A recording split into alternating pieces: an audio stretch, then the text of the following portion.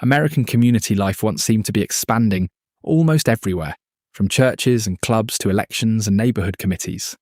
By the middle of the 20th century, trust, participation, and shared public effort appeared to be rising together.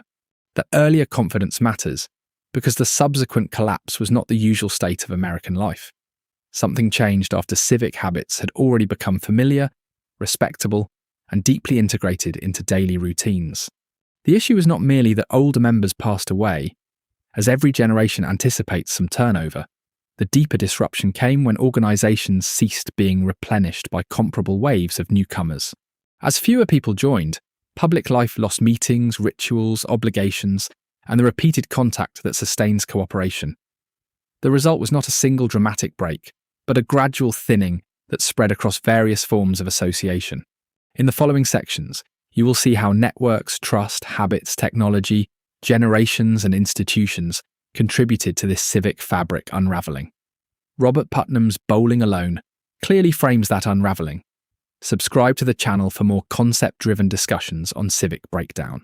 Putnam's central idea is that relationships are not sentimental extras, but a form of social capital with practical force.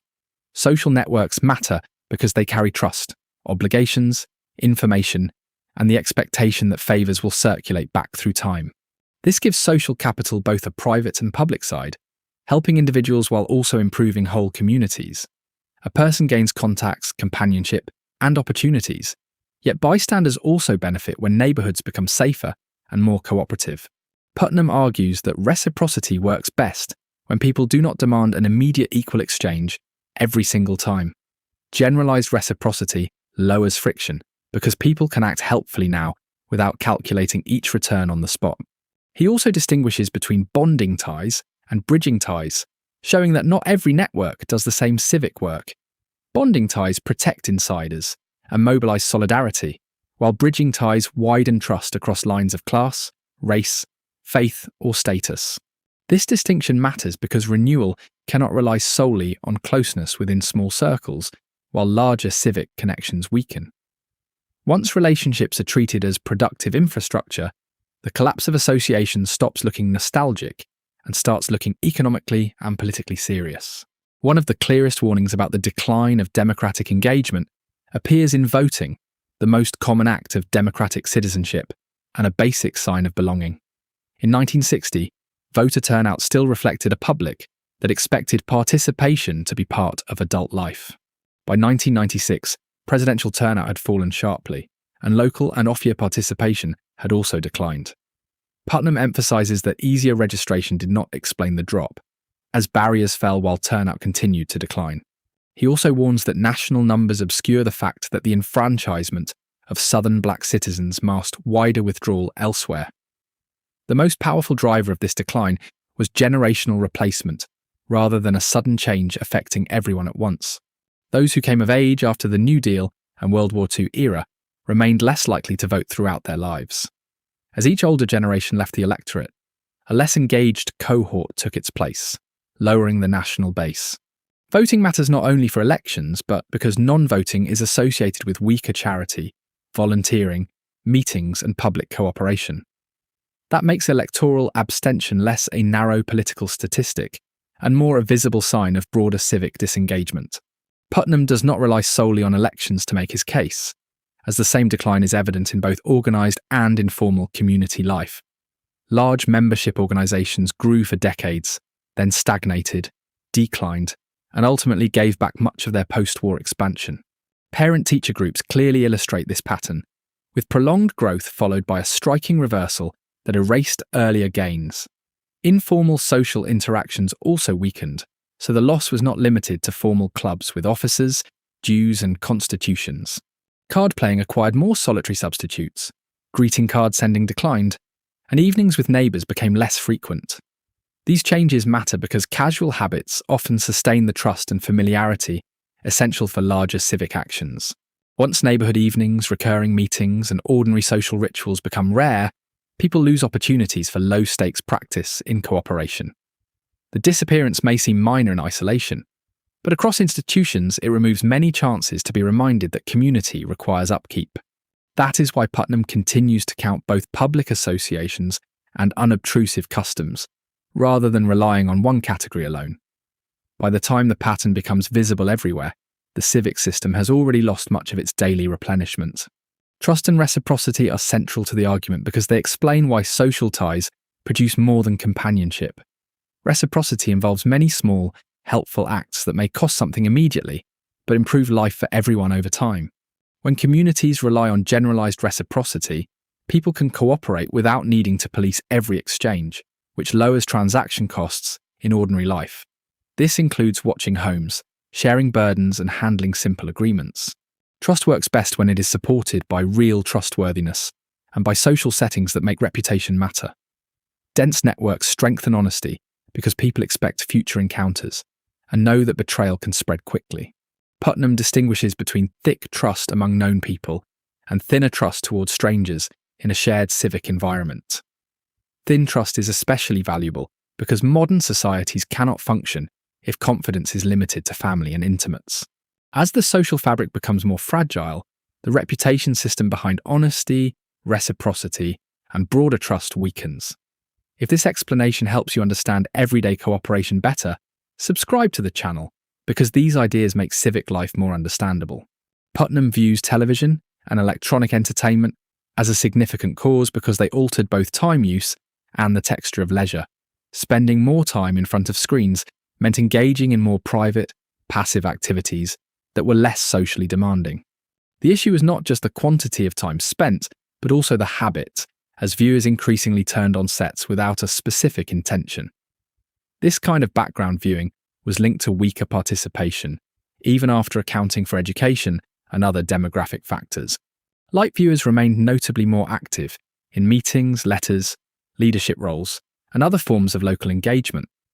Television also transformed shared settings, turning evenings once open to visits or group activities into hours organised around screens. Even places designed for collective recreation could become more isolated when people watched together but engaged less with one another.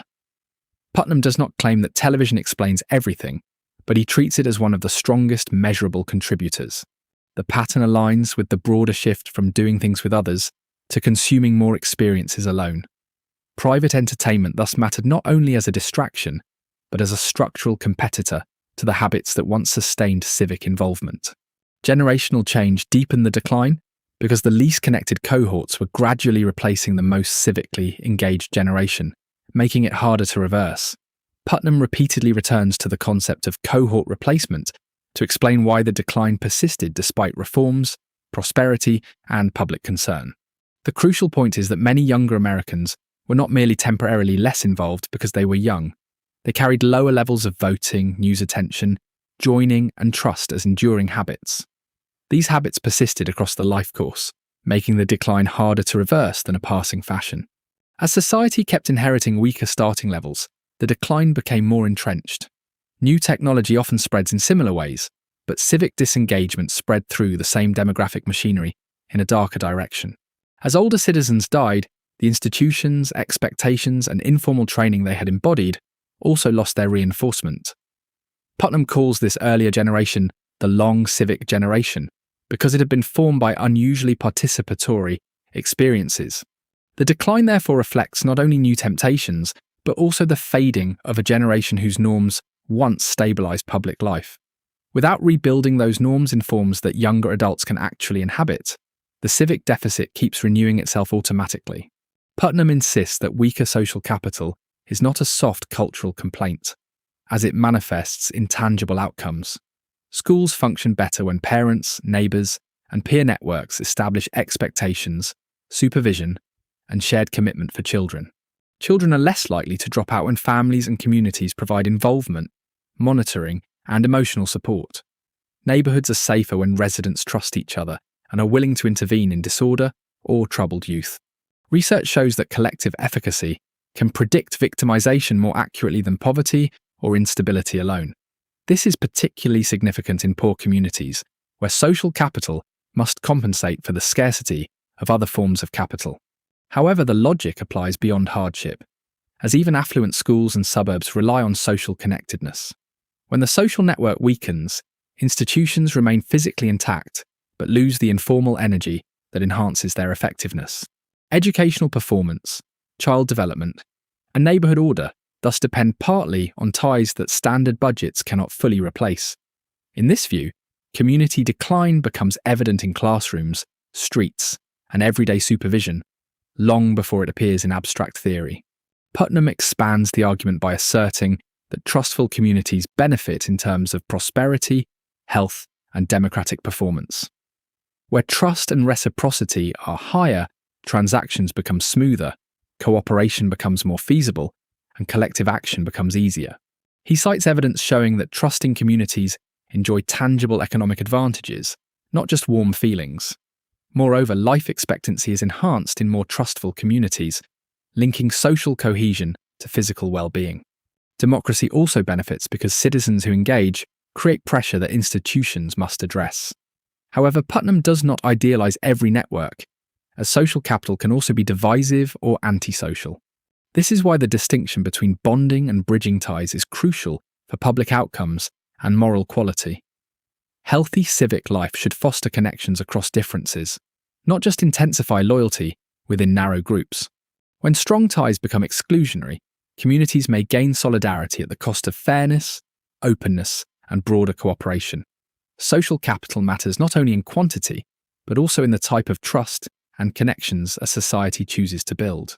Putnam concludes by rejecting nostalgia, as the answer lies not in forcing people back into outdated routines that no longer fit. Earlier Americans also grappled with upheaval when industrialization, urbanization, and migration rendered inherited forms of association inadequate. The progressive era is crucial in the book because it demonstrates that civic decay can be addressed through innovative, institutional solutions. Reformers did not merely restore village life, but created new organizations suited to the world they actually inhabited. Putnam argues that the present moment demands the same practical inventiveness rather than sentimental mourning. He calls for rebuilding opportunities and incentives for connection in conditions shaped by mobility, employment change, and electronic entertainment. The task is challenging because no single crisis compels it, and civic erosion often unfolds quietly. Still, he insists that naming the problem is only the first step toward reweaving the fabric of community. The book thus ends with a shift from diagnosis to experimentation, responsibility, and the possibility of deliberate renewal. If you value summaries that turn civic theory into practical insight, subscribe to the channel and stay with these civic ideas.